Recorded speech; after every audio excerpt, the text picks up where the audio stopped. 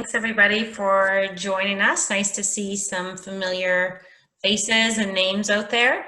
Tonight we are getting the pleasure, and I'm really excited that I get to join Darren tonight in his session on resilience. I was hoping to see it the last time, so I'm glad I get to be here this time. Darren and I have worked together for almost 2 decades, or known each other at least. And his area in resilience, or his research in resilience and his work in resilience, has been extremely interesting. I've had him work with students that I've worked with at Dal, and he's a great source of information on this, and I'll let him take it away from here. Thanks, Danielle. Everyone probably knows the movie study where they said, this movie is awesome, it's going to be great, you're going to love it. And when they came out, the subjects went, it wasn't that good. But when they said this movie isn't very good and you're not going to like it when they came, I thought it was pretty good. So you never want to set a presenter up saying, this is going to be awesome, I'm so looking forward to seeing him, because everyone will go, that wasn't that good. Just kidding. So I'm Darren Steeves. When they sent out a request to do some presentations, I certainly recognized some of the names. Hi, Angus. Hi, I saw Trendle there as well. So yeah, I'm an exercise physiologist, strength and conditioning by trade. But the last 3 presentations I did, or 3 of the last 5, they introduced me as an exercise psychologist. And I went, no, I'm not a psychologist. I play one on TV, but not in real life. So some of you may have known that I've worked in kind of the strength and conditioning physiology field for almost 25 years. So I've worked with 30 different sports, and in the last 10 years, canoe kayak in particular. I've never done sport full time. I've always had my hand in other stuff. Like a lot of people, I like to juggle some balls, but I love coaching. But when I went back and did my purpose, it's to help people.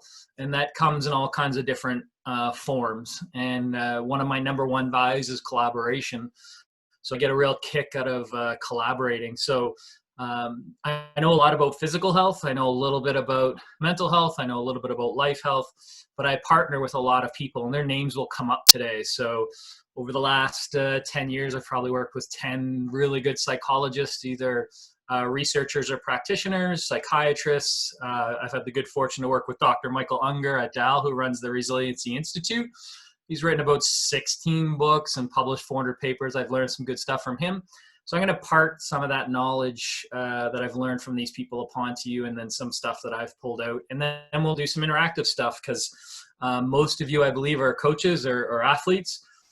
So I just did one this morning for a bunch of coaches, and the knowledge is obviously really high, so hopefully we can share some stuff, and I'll do that through some interactive software that we have. Menti, you may have used it before. So yeah, outside of sport, I've also been a life coach, for lack of a better term, where I've tried to help people change behaviors, new behaviors, into healthy habits. So that's been a bit of my work as well. And then about 6 years ago or 7 years ago, I really became interested in this word resiliency.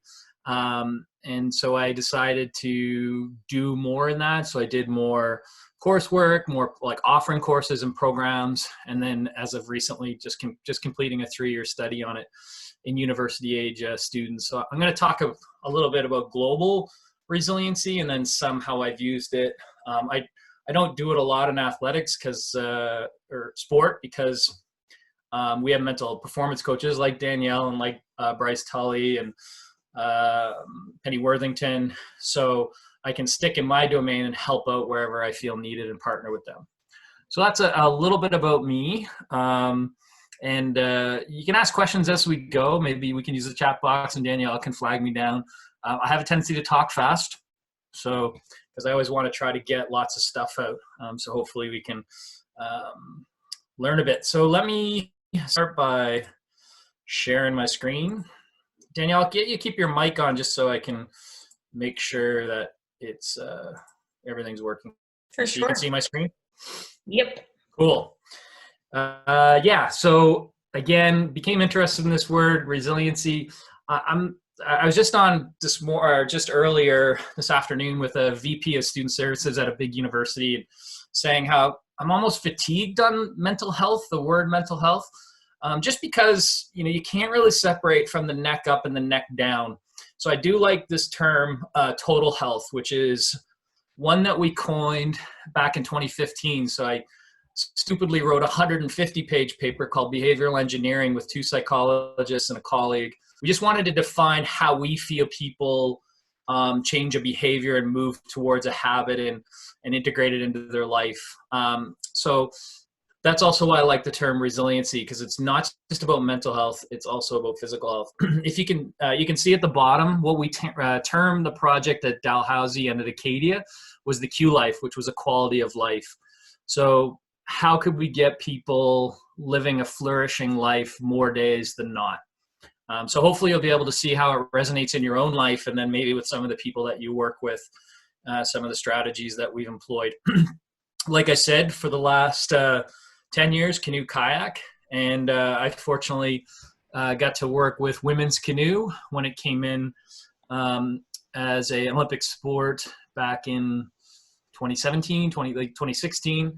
So I've been heavily involved with them, and was just did a workout yesterday online with 2 of the people on there. Laurence is sitting right behind me. If you don't know her, she's an 11-time world champ, 14. And then Katie, who's on the far end from me, is also a multiple world champion. So I got to learn a lot from them. Not that athletes are always the most resilient people, but I think from a different group, we can take a little bit and learn a little bit. I definitely think there's something with athletes that learn as they go along, whether it's their environment or their own individual skill set. But there's probably a reason that 80% of the blue chip companies in the US, 80% of the CEOs played NCAA sport. So out of sport, we learn a lot of skills. And then what I try to do with either people at university or out in the workforce is try to figure out what kind of are missing. So I do gap analysis. I want to let you know, and I'll let you meet my Aunt Hilda right away.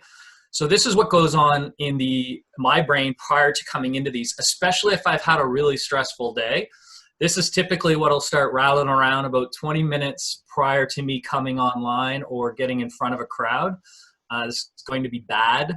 They're going to regret having me do this. I'm not prepared, and this information is not going to resonate with them. So I'm going to show you one of the skills that I do that helps me in this situation. So what I'll get you to do is just have a seat. You can either take your hands and place them on the table in front of you or just on your thighs. If you actually have fluid, you can put that in front of you, preferably non-alcoholic, but I know in some places it's 8 o'clock at night, so that's life. So what I'll get you to do is just start by taking some deep breaths. So in through the nose and out the mouth. In through the nose and out through the mouth. Keep that going. If your mind starts to wander, that's natural, especially if it's like, what the heck is this person doing? Just bring it back to the breathing. Awesome. Now, what I'd like you to do is one of two things. Either feel your fingertips on your thighs on the table, put your attention there, or you can look at your water bottle or the drink in front of you and put your attention on the water bottle. So either one of those. Keep the breathing. Put your attention on the fingertips or the water or the fluid.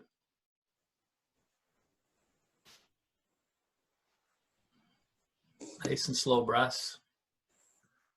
What I'm going to ask you to do in a second is either you just slowly move your fingers across the table, just feel the table or your thighs, or I'm going to ask you in a second to take a drink of your fluid, feel it go across your tongue, down your throat, and into your belly. And go ahead.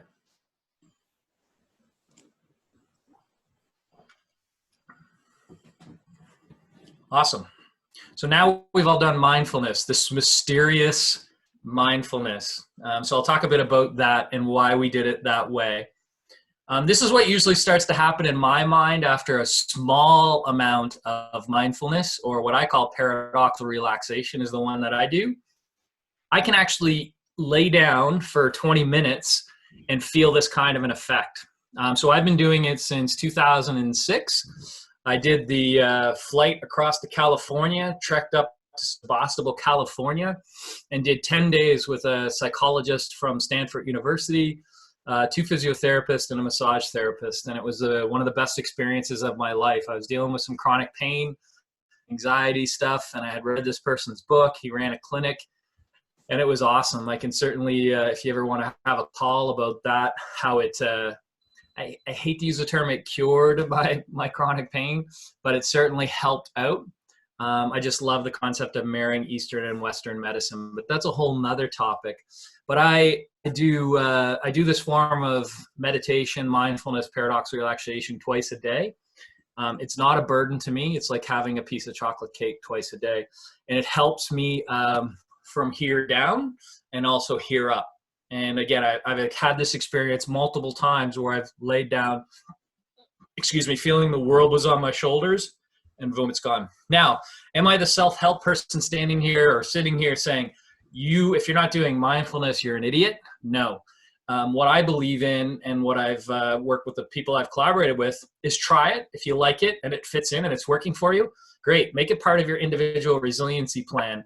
So we'll talk about it at the end. If you don't like it and it sucks and so forth, then don't keep it. Then find something else that gets your battery a charge. Because again, these self-help people will tell you, you got to do this. We'll talk about the ones that say you should quit your job if you don't like it. That's not the case. So we did. So what we did, I worked with a psychologist and we did a little study on this mindful hydration. How many people remember participation? How many are my age? You can throw a hand up on this Zoom thing. I think you can click it. Remember participation? Right. So if we remember that, it was 30 minutes of sustained physical activity, right? And then what did we learn after the 80s and 90s? You didn't actually have to do sustained 30 minutes. You could do it interspersed throughout the day. And then that's when we got into 10,000 steps, 15,000 steps lead to good health. Is if you could accumulate it throughout the day. Well, what we know is, if you read the literature, 6, 8, 10 minutes of mindfulness a day can actually cause neuroplasticity. For some of you, that might be a new word. For some of you, it's not. So neuroplasticity is actually, you can grow your brain. Your brain is like pretty much every muscle. So if a guy grabs you on the ice and tears your bicep tendon off and you have to have it reattached, then you can grow your bicep back. It's the same as your brain. So we know that you can actually cause brain damage through chronic stress. So if we do these things, it's quite helpful. What we felt was if I told an athlete or if I told a lot of people that I work with, you just need to do 10 minutes of mindfulness, people would go, yeah, right. I got to go buy healthy food. I got to prepare it. I got to get 8 hours of sleep. I got to do this or this. You just got to do 10 more minutes of mindfulness. People would say, no, thanks. The other thing too is what I know is 80% of the people on this talk right now are dehydrated. So 80% of the population walk around in a chronic dehydrated state.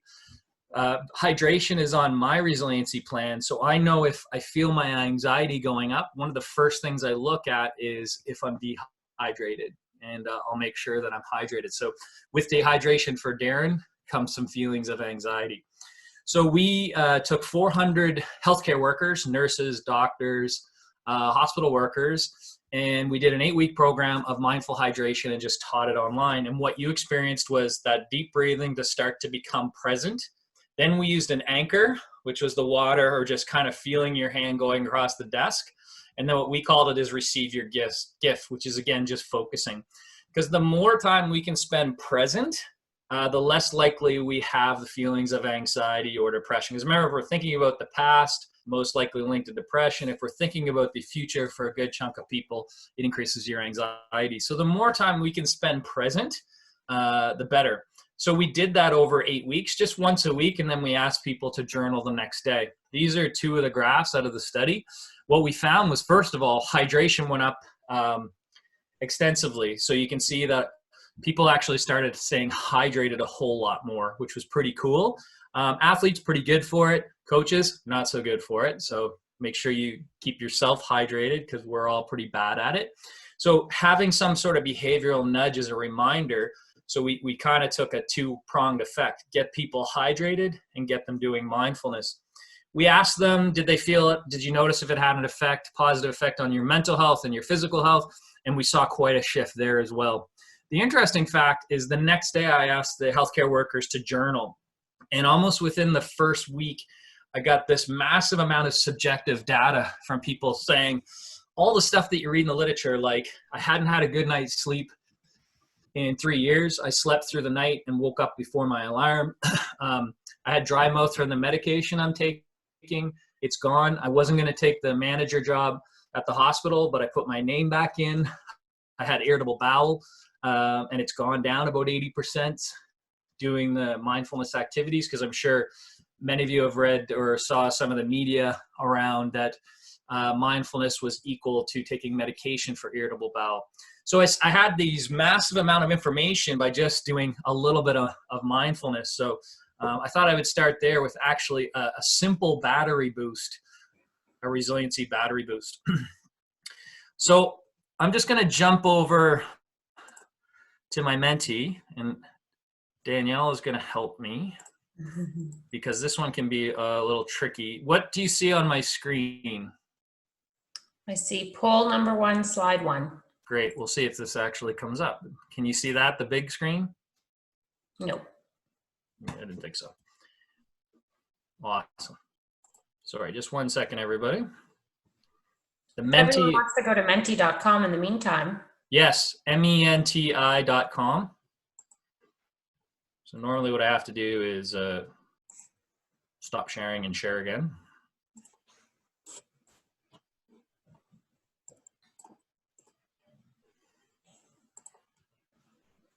Can you see it now? Yep. Yeah, cool. So what I'll ask you to do is go to menti.com, just open up a browser, or you can do it on your phone. And you can see the code at the top is 912079. And the first thing I'm going to ask you to do is give me all the traits and characteristics of resilient people. So we know that resilient people have certain characteristics or traits. So if you could start to just fill those in, you should be able to do as many as you want. I'll give you an example, like optimism. So that's one of the number one characteristics of resilient people, or skills. That's another word I could use. So optimism isn't you have it or you don't have it.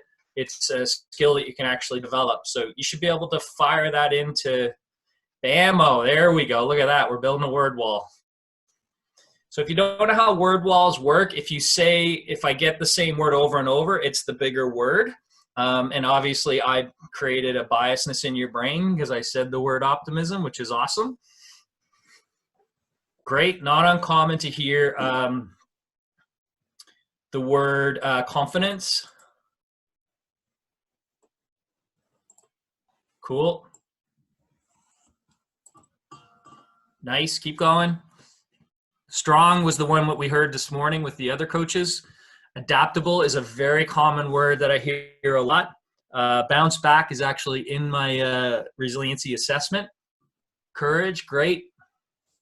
Nice. Intrinsically motivated. Very interesting that someone wrote that. That's pretty cool. We talk a lot about external motivation versus internal motivation, and I'm going to show you how I used it in the coursework with the students. Flexible, a very common word as well, and I'm assuming most people don't mean that you can do really big stretches. It means that you're adaptable and flexible, so those words come out a lot. Love that someone also said humor, that talking more about the well-rounded skills than just the classic ones that we think about, having courage and change direction, positivity, which is what a lot of people want these days and trying to hang around. Goal-orientated, very cool. I was just reading a couple papers late last night on goal theory and how that links towards motivational stuff. It's definitely one theory that people have. What I'm going to do is I'll do these up and send them out to you, because one of the things that people don't do, and I highly recommend if you're working with a team as a coach or you're a captain on a team, is why not have a conversation about this and actually figure out how your athletes or your team sees resiliency. Because don't forget, resiliency is a word that's only been around for 30 years in humans. And that one of the cool things is if you actually define it, then you can not say call people on it, but you can actually start to have a more robust conversation on it with your team. I know there's lots of things that need to be discussed and lots, but when you start to know all your athletes or your employees or your students' resiliency plan, then it's a conversation that you can have once a month to say, hey, are you working the plan? What are some things? Is there anything that I can help you with? So forth. So that can become pretty important. So thanks for sharing that with me. And I love some of the words that are going to lead towards the next part of my chat.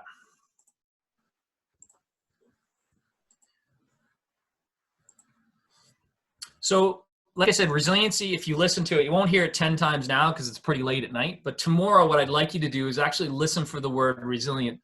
You'll hear it in all kinds of different contexts. You'll hear it from the Olympic level athlete, like Mark DeYoung, the guy who I've worked with probably the longest, almost 18 years now, to the war-torn kid in an area that's very, very difficult. And that's where a lot of the research comes out of, is what makes them resilient. But also there's stuff on athletes, what makes them resilient. So it's a term that's used all over the place. Even our stable genius down in the US, uses the word resilient and how resilient he is. So you'll hear it on CNN, you'll hear it on TSN, you'll read it in magazines. It's very interesting, and that's what got me stoked. That's why I went into strength and conditioning. I couldn't handle the gym science. And with resiliency, I really wanted to understand it. So if you're really bored this coming weekend, I did write a 60-page paper on my take on resilience. Feel free to read that, especially if you need to go to sleep. But one of the things, if you think about the kid in the war-torn area, what I'll ask you to think about is resiliency is just not about the individual. So I had the good fortune, like I said, to work with Dr. Michael Unger, and his belief is 80% is the environment drives your resilience and 20% is your own individual skills. I'm more 50-50. So what I'm suggesting is you can't just have more grit when there's bombs dropping around you and no clean water. It's not quite the way it works. Or when I was doing the study at the university, there could be a African Nova Scotian female who is going into a class and her resiliency battery is always 8 out of 10. She does the mindfulness, she's physically active, all these things, and then walks into a misogynist, racist professor. And, not fair, etc. There is a small percentage of people that you will walk out of that class still at an 8 out of 10, but most of us, even if we have the best resiliency skills, are going to drop to 6, 4, or 3.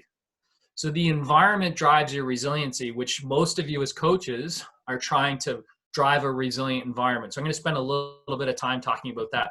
So like I said, I even pushed Dr. Michael Unger to, he's more like 70-30, 60-40 now, talking about individual skills, but I also recognize that the environment that you're creating is really important as well. So thanks for doing the word wall. Here's 3 other ones. And one is 35 Olympic level coaches, one word wall. One is 40 CEOs of large-scaled healthcare facilities, like the ones that are struggling right now. And one is the most important, the frontline worker. So people who are customer-facing and focused. So I'll get you to take a look at those. And I don't have a poll set up, but take a look and say, which one do you think is actually, let's go with the Olympic level coaches first. We'll go by raise the hand. Which one thinks, I'm not gonna do the poll.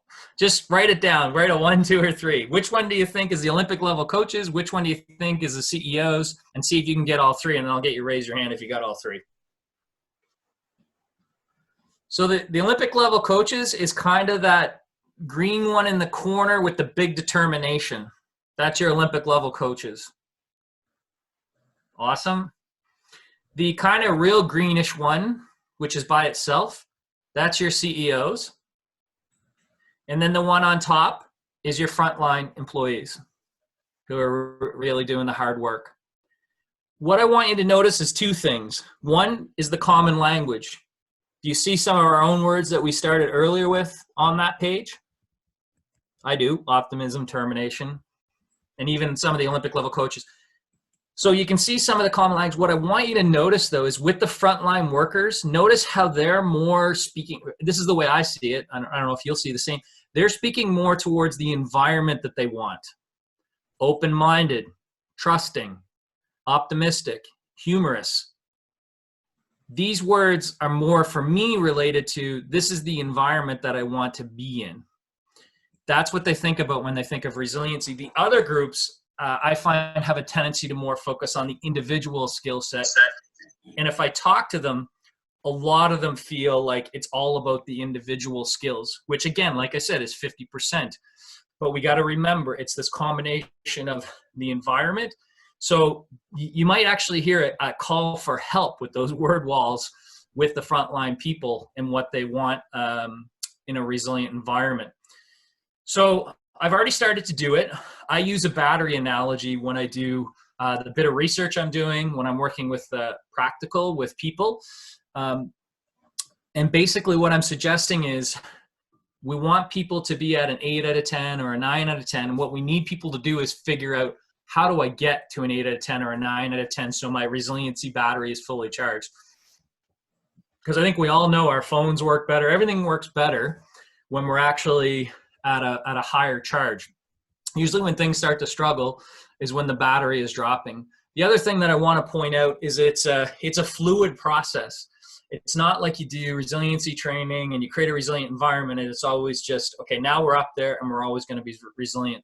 That's not the way that it works. There's all kinds of things that can be thrown at us that can reduce our battery. We can actually provide some protective mechanisms, but we also have to recognize that your resiliency will drop.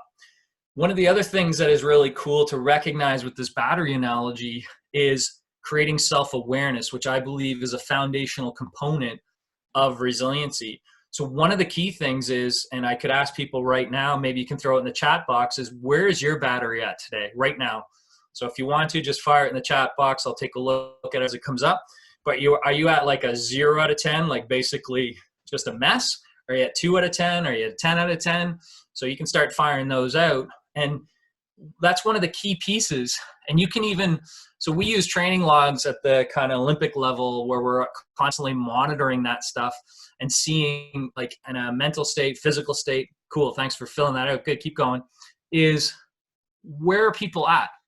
So you need to create a self-awareness to know where you're starting at and where do I need to go and how am I going to go? So that's one of the key pieces to becoming self-aware. And you'd be surprised at how it's missing with even that 19, 20, 21-year-old. And I'd suggest from the 1,000 students that we put through the Q Life, that was one of the things that stood out to them, is actually creating the self-awareness. Because as you create this self-awareness, it starts to decrease the anxiety just because you know where you're at and you know you got a plan of where you're going. And we're going to talk about that. So it's know where I'm at, know what plan I'm going to engage with, and have the optimism that it's going to work. Those three things are almost like the trifecta of resiliency for me. So know where I'm at, know what I got to do, and be optimistic and confident that it's going to work because I've spent a lot of time to plan on it and I've done it in the past and it worked. So knowing where your battery at is pretty critical and has helped. So like I said, we're not trying to make people Superman or Superwoman where everything bounces off them. It's making people Batman or Batwoman where you can still get injured. The bullet is still gonna, go into you and be sore and painful, but you actually have the superpowers to bring it back. So that's probably one of the better analogies that I've heard out of a group out of New York that does a lot in resiliency. So that's kind of what we're looking at. So it's not like you're becoming this resilient warrior and that's it. It's a process. Saying that, what I found with the groups that I've worked with is once you get into that foundational components, which I'll talk about in a second, the likelihood of your battery fully draining is a lot less. So when you look at purpose, vision, values, self-awareness, my experiences have been the likelihood of dropping below a 2 or a 3 are way, way, way less. The likelihood of dropping to a 0, and we'll talk about what a 0 is it full panic attacks? Is it, can't get out of bed, whatever it is, my experiences have been, and I'll talk about the different groups that I've worked with, that's a lot less likely to happen. Everyone heard of cortisol, that hormone? Just nod yes. There you go. Nice.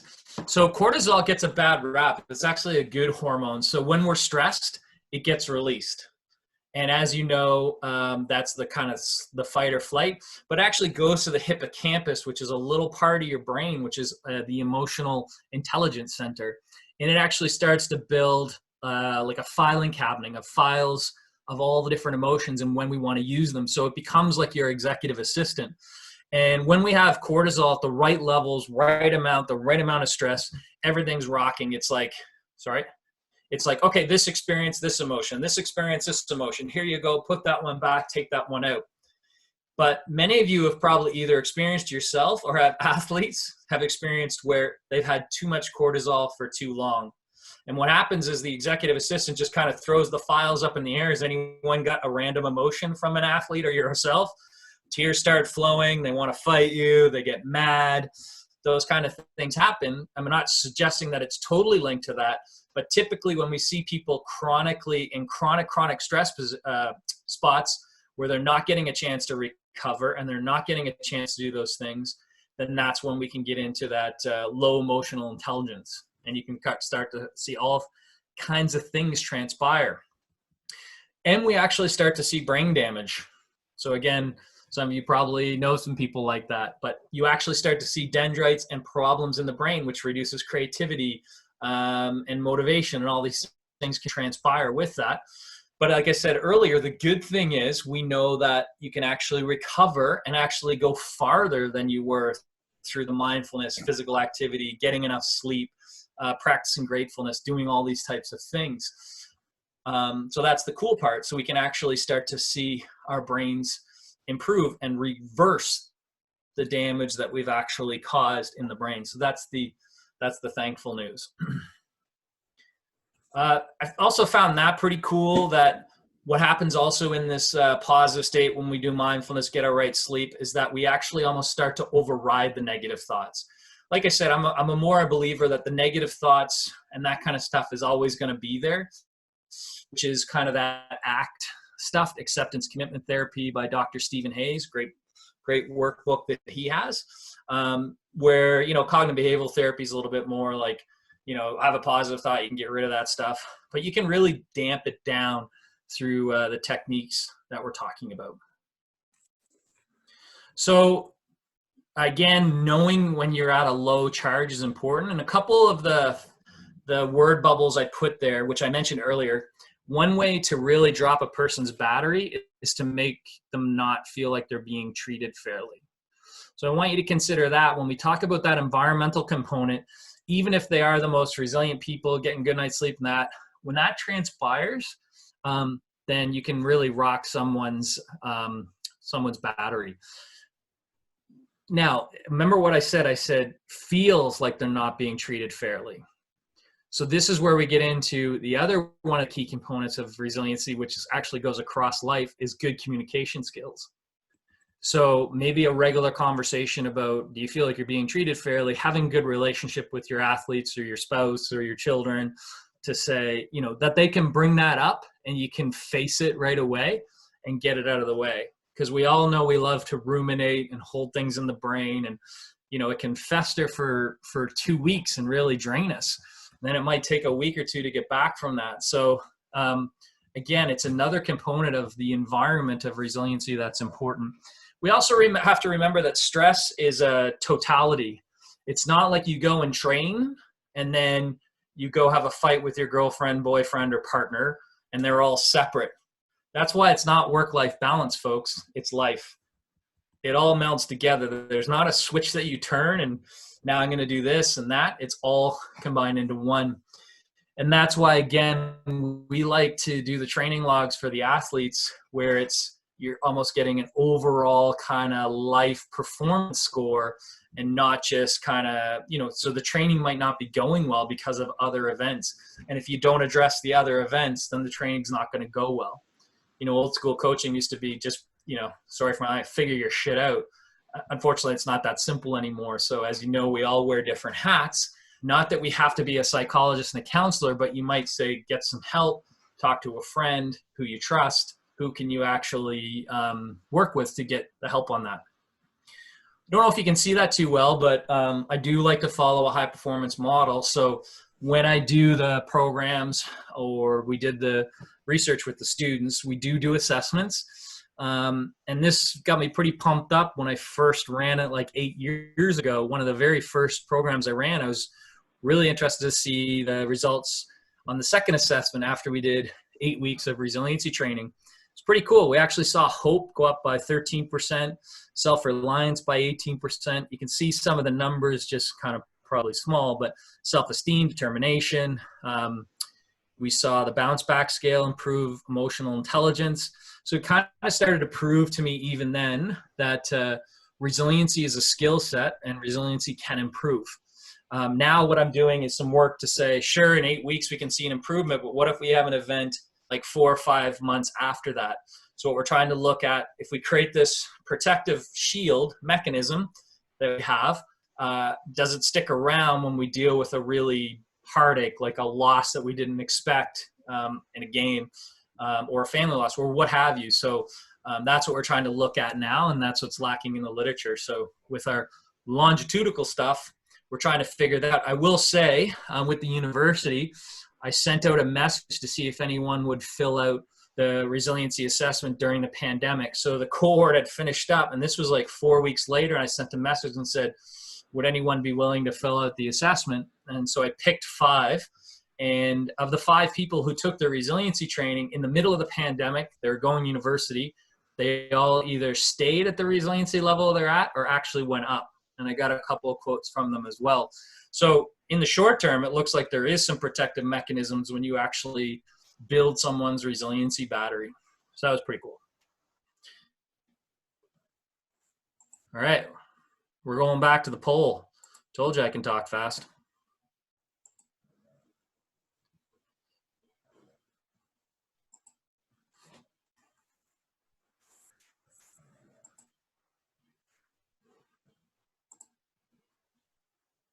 Am I good, Danielle? I can't see your screen right now. Okay, sec. Gotcha.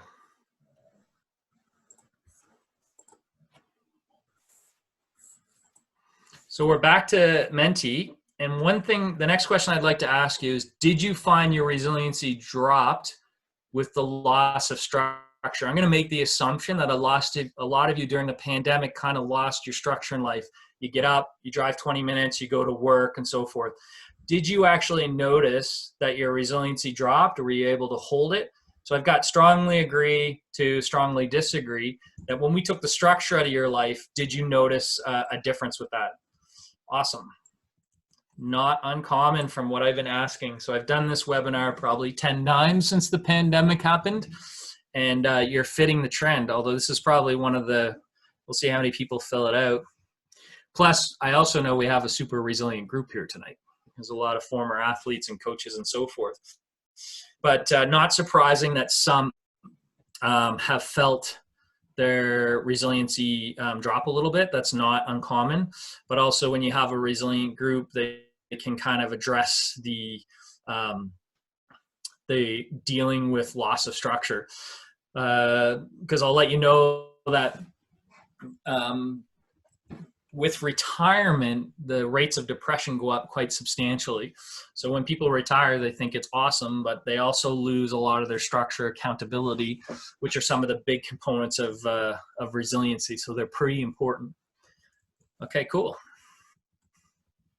Great, thanks for sharing that. Looks like we got a fairly resilient group. Oops.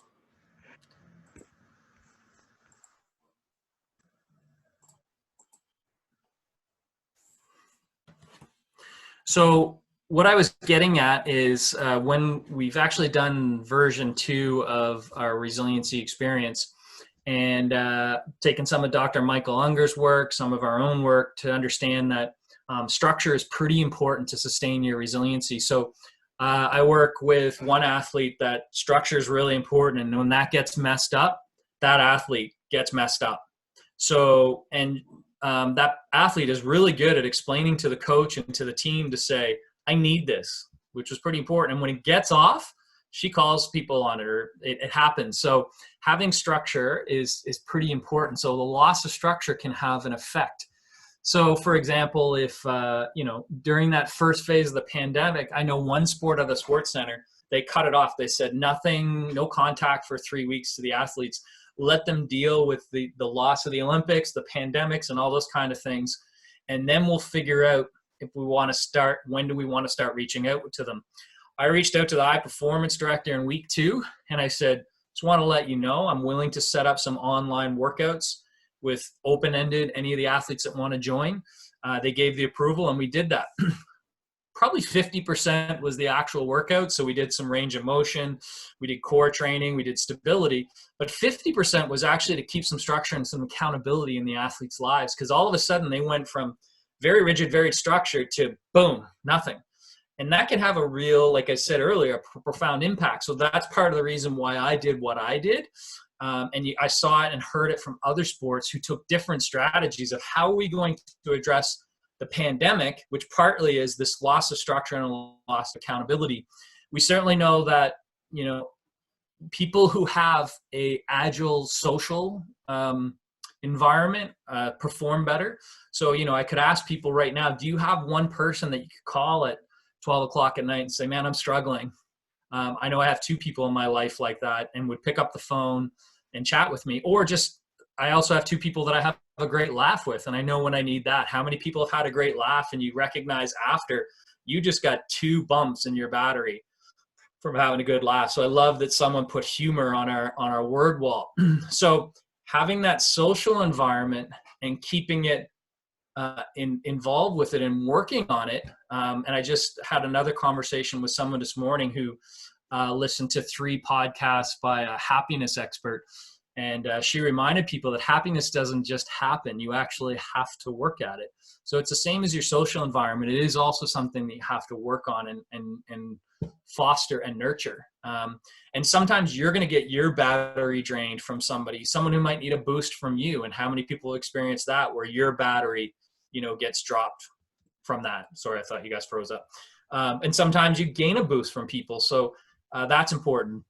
Fair treatment, we talked about that. Financial health, we deal with that in amateur sport, but we did a project with Mono Chappelle, 300,000 employees, and we definitely found a relationship between financial health and mental physical health. So getting people to stay focused on training when they're having all kinds of financial health problems isn't easy.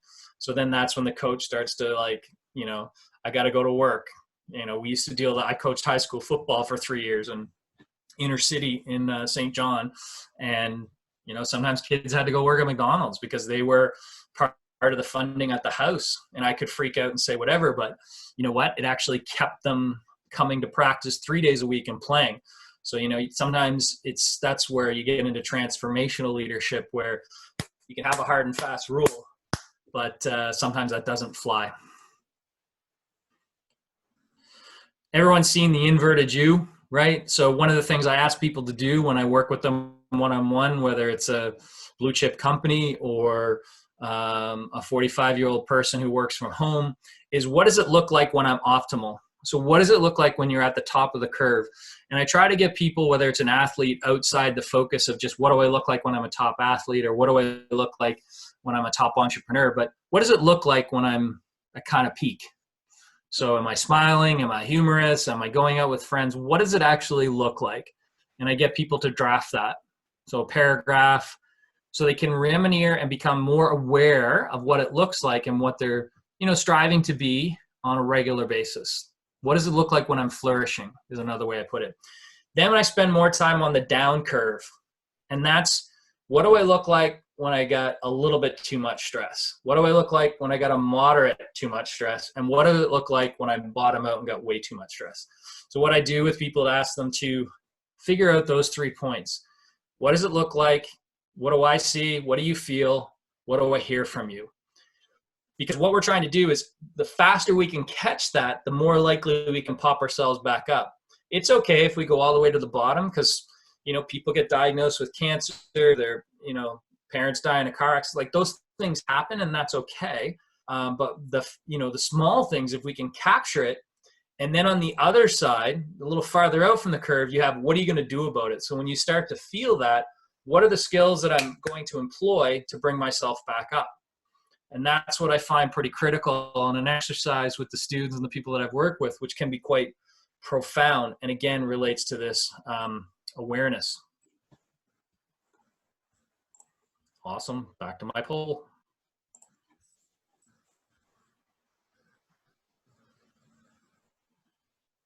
If I can find it.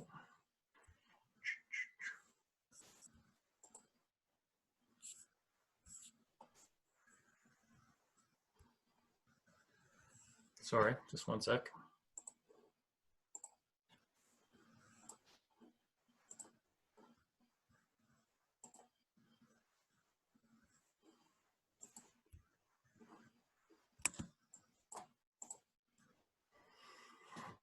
Can we see me?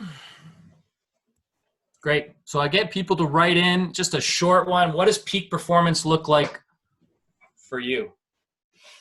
So I'm sure everyone is super self-aware out there.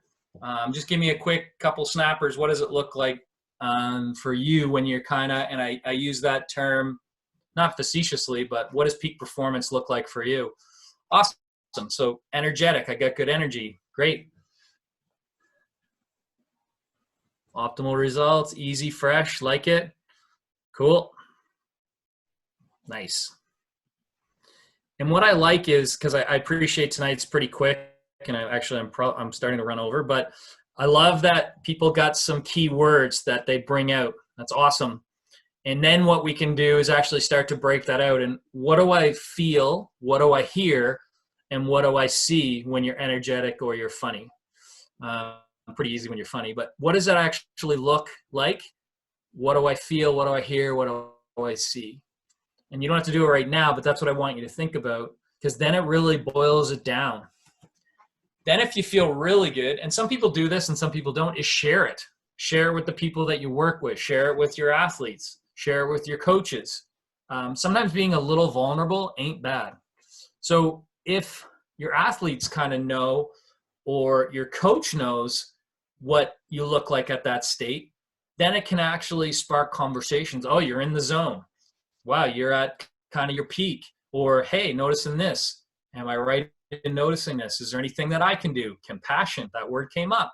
That's compassion. Empathy is where you're like, sorry, you're not in your zone. Anyways, let's go. Compassion is, you're not in your zone. What can I do to help? That's why compassion is better than empathy. Empathy can actually make people worse, because it's, hey, sorry you're not feeling good.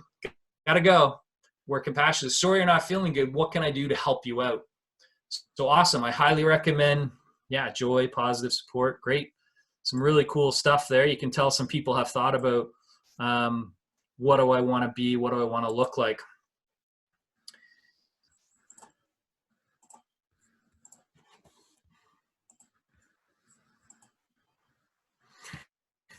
So when I started doing the stuff in resiliency, I really, I spent a lot of time on the individual skills, and some of them came up like optimism. Problem solving is one of the number one characteristics of resilient people. So of course we're going along, we're at an 8 out of 10, and then something happens and drops us to a 6 out of 10. Like maybe we lost a match we were supposed to win, or in life I deal with, people that, have been diagnosed with a disease or, what have you. It's okay to have some grief and feel bad and all that. But what happens with resilient people is we quickly get into the problem solving mode. Okay, what did I learn from that? And now what am I going to do? And that's what, again, resilient people do. Journaling, it's been awesome in the study. People who journal really found an awesome effect from it, and was probably one of the more surprising things out of the study that we did. Financial health. So those were the components that originally I had seen with Q-Life, and I still think they're great. We've moved a little bit to include more of those resources. So we've looked at 5 different pieces. One was the resource plug. And in sport, as a kind of a physiologist / strength and conditioning, I'm a pretty big fan of the self-appraisal plug for regular folk and athletes and coaches. So logging is kind of where I define those yes, no, 1 to 7 scales where you're quickly putting it in. And the journaling is where you just open-ended kind of decompress or figure out your day. And in the study that we did, it was pretty cool that we saw a relationship between how many yeses. So we were asking, I think I have it in my slide here, were you physically active today? Did you get 7 hours of sleep? Were you pumped to start your day? There was a pretty tight relationship between how many yeses we had and what mood they were in. And I'll show you that in a second. And then we asked people to journal. And the more that they journaled, the more their mood improved, which was pretty cool. So I'm a pretty big fan of that. And you've probably seen some different presentations on having training logs for athletes. The self-awareness plug. So one of the things that we did, I think 2 years ago, is we had a national team coach do a personality assessment, and then 2 very high-achieving athletes do a personality assessment. It was really cool because what they found was, oh, that's why you respond that way, and that's why you do what you do. It's not because you don't like me or you don't respect me. It's just that's who you are. So there is a value, and I usually have a little link towards a personality assessment that I've kind of looked at and liked. But there was just another way to create awareness and some self-awareness. And I also have another athlete that I work with. We're pretty, mentor-mentee, and they just went through a massive personality assessment. They were so excited. They opened up their computer and showed it all to me and said, this makes so much sense. And it was really a great self-awareness, self-reflective tool. And then the other pieces, we talked about emotional smarts. So knowing like when you're really angry and was that a valuable emotion that you had? Why did you have that emotion? How are you going to avoid it next time? That's what emotionally smart people do. What's your motivation? Are you kind of goal orientated? Do you like it because you're enjoying it? Could spend another 2 hours talking about motivational theory. So we find that the self-awareness plug is pretty important. From a foundational component, if you haven't gone through kind of purpose, vision, and values for yourself, or have your athletes go through it, or have a mental performance coach go through it with your athletes, it is so worth it. And so that, again, going back to the study that we did at Dow, I kind of thought the students would say the mindfulness, getting more physically active, but a good chunk of them felt like doing this foundational component of purpose, vision, values prior to any goal setting was super valuable. So one of the coaches that I worked with when I first started kind of at the national team level back in 2004, we had a pretty big blow up, and I thought it was all personal. It was very confrontational. It was very aggressive. Looking back now, I know it was just we did not have the same values. It wasn't really personal. It was going to come to a head because, I strive for collaboration, excellence, innovation, and integrity. Those are 4 of my values. And if I don't have good value alignment, then for me, the relationship struggles. And having that epiphany, quite a while ago, recognizing that whether it's an organization, a team, a relationship, I need some value alignment. So if I'm working with a coach that's not collaborative, it's more, I'll tell you what to do and you just do it, not striving for excellence, kind of 30 years of experience for them is repeating the same year 30 times. If there's a little bit of integrity issues and they're not being innovative, so they're not growth mindset of, I want to do a core study, I want to figure this out, then I'm going to struggle with them. Addressing challenges. So we talked about understanding stress, practicing acceptance, so normalization of failure, also practicing that. So for some people, if you don't have value alignment and you accept them because you're not going to change their values, then some people can go, I accept that, that's cool, and you actually, your battery won't drain. My experience has been that can happen, but if you keep going into that environment and there's not good value alignment, not purpose and vision, you're not on the same page, and it constantly keeps draining you, even when you're doing all the other resiliency skills, then you need to move on. And problem solving, we mentioned. I love the mindfulness. Like I said, fixed my low back, fixed a good chunk of my anxiety, really helped out. Doesn't have to be extensive practice, doesn't have to be kind of getting into a pretzel position. There's many different ways to practice that. Gratitude is really important. If you haven't been kind of seeing that a lot of people are talking about it, but even just a couple days a week writing in your journal or a piece of paper beside your desk or side table, just what am I grateful for today? And making it really personal helps a great deal. Optimism is something that you can practice. So for example, in our house, I live with a catastrophic thinker, which means if the dog has a bad bowel movement, it's straight to cancer. So what we do is we take that and we problem solve it. So what if it is cancer? Then we go, we're going to do this, this, this, and this. What if it's this, this, and this? Then we actually post that and we revisit it if those feelings or thoughts come up again. But then what I ask in my house to do is, what happens if it's not? What if we take an optimistic view that it's just a bad bowel movement? What if it's just the food needs to change? And then think about all the good things that'll come from that. So it's okay to have some optimism and practicing it. Could spend like the next 4 hours talking about the physical infrastructure, but the one that I will mention, nutrition and training gets a lot of focus, is sleep. So the good thing with kind of being at the national team level is you get to go to cool conferences and, faraway places. But I've seen a couple of the top sleep experts that's all they study. And one of them made a great comment. He said, you can take acupuncture and massage and hydrotherapy and supplements. You can take all of those, multiply them by 100, and that's equivalent to 1 night of good sleep. So sleep can really give your battery a massive boost, either as an athlete or even as a coach, because coaching is tough. It's a draining career.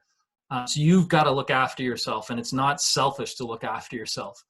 Because you got to keep your battery up, because most times you got people kind of sucking on your battery, and rightfully so. They need it. They need your juice. So that's, an important component that you got to keep in mind, and sleep is critical. So yeah, these were the 10 questions that we asked in our study, a little bit specific to university students and kind of non-athletic-y, but what I like is, what's going to be in your training log? And it's another Menti I was going to ask, but I want you to think about, as a coach, what are you going to put in your own log that you're going to look at? So I will let you know, I could show my true craziness and show you my 5 years of spreadsheets where I logged everything and actually figured out my sinusitis. So I logged everything, like how much sleep I was getting, how much physical activity I was doing. I know where my cutoff is for anaerobic activity. And when I go above it, I put myself at high risk of sinusitis. I know which kind of fruits play a role in it. So I did it for 5 years and I figured some stuff out, and I have it a lot less often. So what are you going to have in your journal? And if you're kind of a club coach or a provincial coach or at a lower level, what are you going to ask your athletes to fill out? There's the Hooper McKinnon, there's all kinds of different ones out there, but which ones are you going to ask your people to fill out? Or, maybe ask the mental performance coach or the physiologist or whoever's helping you out, which ones do you think we should put in? So getting towards the end, I can't remember if I had an hour or longer, Danielle. An hour, yeah. Sorry. Yeah. So this is where what I'm trying to show here is people need to build their own resiliency battery. So it's not this one size fits all. You know what's in your battery and you know the plan that you're working. That's pretty critical.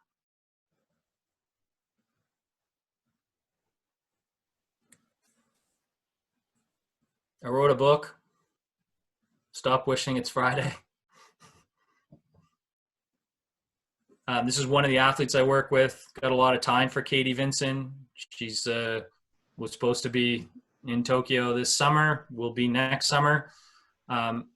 She came running up to me one day in Florida with that on her paddle, and that's the symbol for resiliency in Japanese. And she said, whenever I'm not feeling it out on the water, when I take a stroke, I just look at that and become present and think of all the skills that I got to do to be resilient. She's come to Dr. Unger's talks with me. She's got a specific interest in it, so it's been great working with athletes and coaches like that. And I did a TED Talk on my dog, if you're ever bored, for 12 and a half minutes. I've learned a lot about resiliency from my little guy. One of the things that I did learn from him is when we go to the park, someone could be walking towards us who looks like they're having the absolute worst day they've ever had. And Rudy's got a huge howl and his whole back end wiggles. He's excited to see anyone. and that person just totally perks up. And what I recognize is how I put myself out there is probably what I'm going to get back. So if you want a battery boost, put some positive vibes out there and you'll probably get them back. And that's all I know about that. Great stuff, Darren. I'll throw it out to the group. I know everyone probably is at a crunch for time, but if anyone has a question or comments, I can unmute you, or I think you guys can unmute yourselves. Feel free to either put it in the channel, the chat, or raise your hand or unmute yourself. Yeah, so my TED Talk was supposed to be shit I've learned from my dog. It's stuff that I've learned from my dog. You can just Google my name or YouTube it and it'll come up. Someone asked that question. Hi, Darren. How are you? Great. So I also have a Labrador here, Thanks. 3 years old. So I just, when I go with him in the park, same thing happened. You know, people come to me, oh, you have a nice Labrador. They just talk, and they said I forgot about my stress all day long. Yeah, I appreciate that. You know, not everyone can do a dog. They're a lot of work, but they are great therapy just because they're always happy to see you. You know, I joke about how if I need an extra boost, I walk in, get this massive hello, then I walk back out, and 5 seconds later, because as you know, dogs don't experience time. Yeah. So they think you've been gone for 2 days. Also, dogs are the only animal that don't delay sleep. Anyone experience that where their dog just like drops to the ground?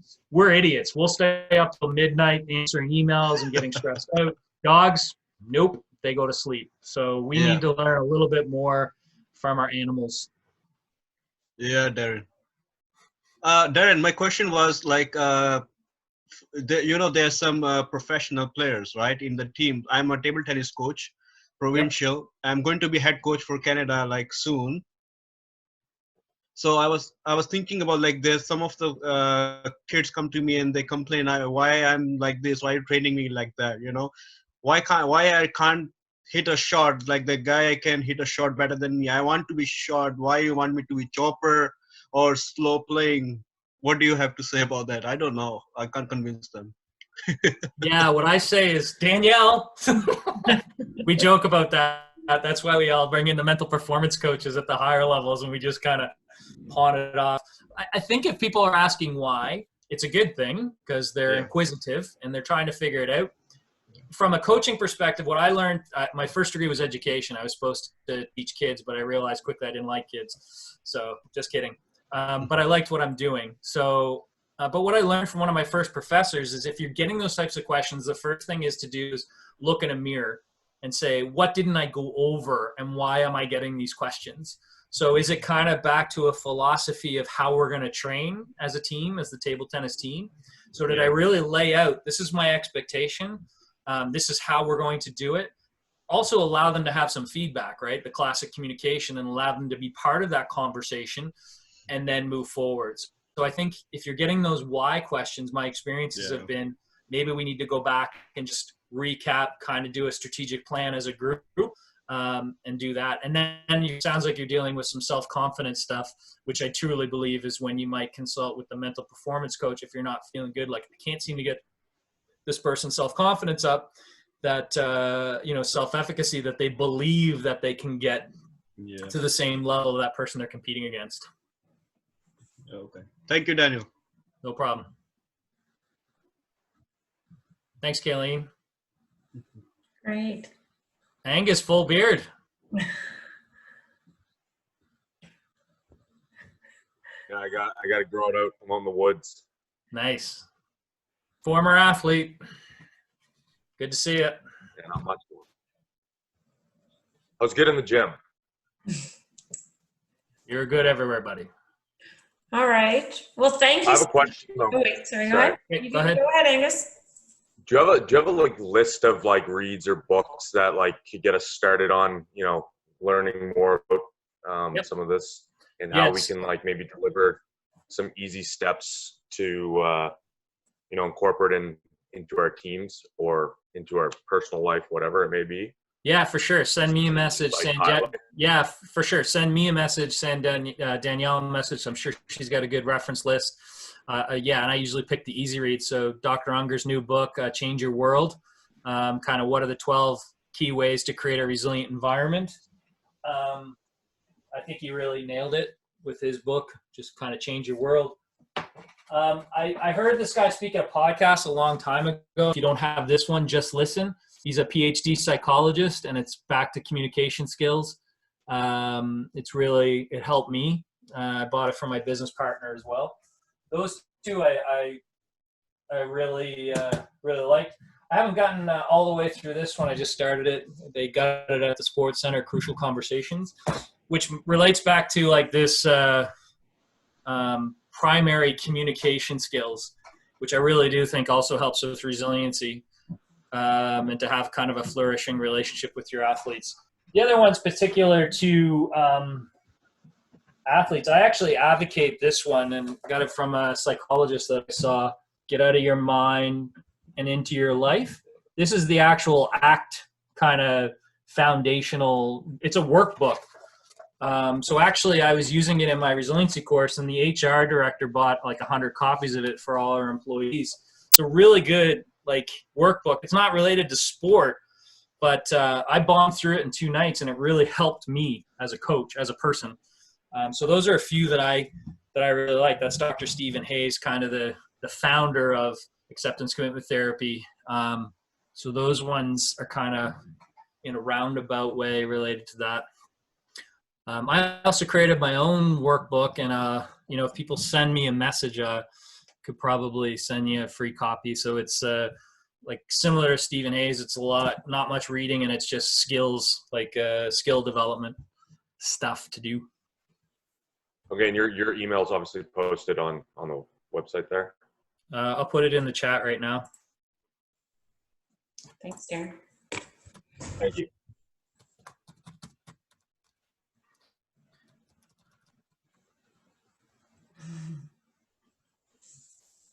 Wonderful. I'm gonna put it out there one last time, and then it's great. Thanks, Darren, for sharing that email there too, for those resources.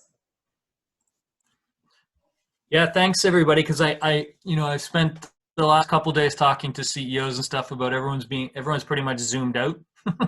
Like Yeah. it's I think there's a lot of Zoom fatigue happening, and I've also said a lot that time is the most precious thing, even when we seem like we have lots of time right now. I don't know how fast you guys felt like all of a sudden it was like super busier than ever. And one of the challenges of working from home is sometimes you have a tendency not to stop working. So I highly recommend create your own structure and shut her down, and don't get into the habit of just keep on trucking. Know the signs of burnout. I just developed a massive assessment for a large organization, and we just got the 90-page report done, and they're on a high risk of burnout. Like 30% are right on the cusp.